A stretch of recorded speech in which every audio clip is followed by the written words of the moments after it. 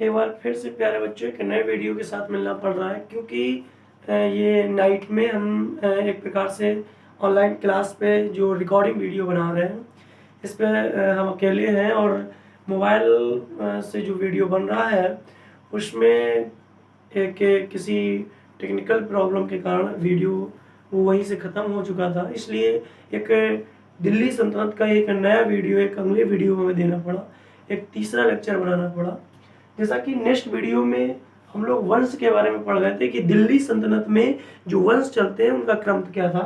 तो हमने गुलाम वंश, जिसे दास वंश या मुगल वंश भी कहते हैं, दूसरा खिलजी वंश था, तीसरा तुगलक वंश था, चौथा सैयद वंश था और इसके बाद लोधी वंश था। मुगल वंश तो ये 84 वर्ष चला और खिलजी वंश तो ज़्यादा वो 30 वर्ष चला। तुगलक वंश जो है वो 94 वर्ष चला, सैयद वंश वो 37 वर्ष चला और लोधी वंश वो 75 वर्ष चला। इसको एक नंबर के अनुसार आप याद कर सकते हैं, 84, 30, 94, 37, 75। 84, 30, 94, 37, 75।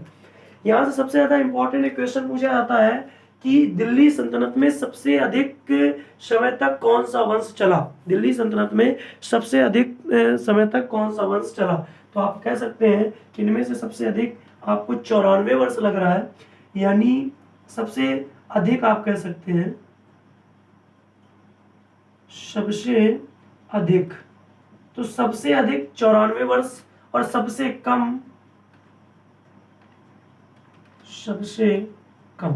30 वर्ष। यानी अगर आपके पेपर में पूछा जाता है कि दिल्ली सल्तनत में सबसे अधिक वर्ष तक किस वंश ने राज किया, तो आप कहेंगे तुगलक वंश ने 94 वर्ष किया। और अगर खिलजी वंश सबसे कम पूछा जाए कि सबसे कम समय तक किसने किया, तो आपका आता है खिलजी वंश, जिसने कि 30 वर्ष किया।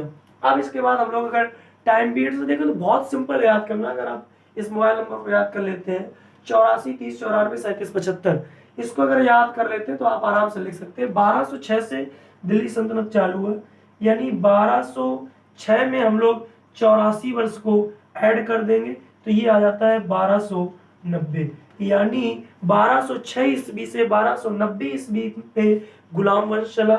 इसके बाद इस पे बात करें तो 1290 से 1290 में हम लोग 30 को ऐड कर देंगे तो 1320 आ जाता है। 1320 तक ये खिलजी वंश चलता है। इसके बाद हम लोग बात करते हैं तुगलक वंश की, तो 1320 में जब हम लोग 94 ऐड कर देते हैं तो ये बन जाता है जाके 4, 9, 2, 11, 13, 14, 1414।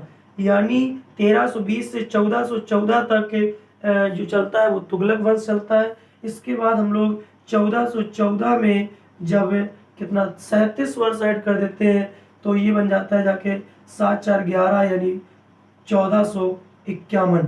1451 ईस्वी तक जो है वो आपका सैयद वंश चलता है। इसके बाद हम लोग जब 1451 में ऐड कर देते हैं 75 तो ये बन जाता है 1526 और ये टाइम पीरियड चलता है लोधी वंश का। तो इस तरीके से हम लोग टाइम पीरियड याद कर सकते हैं।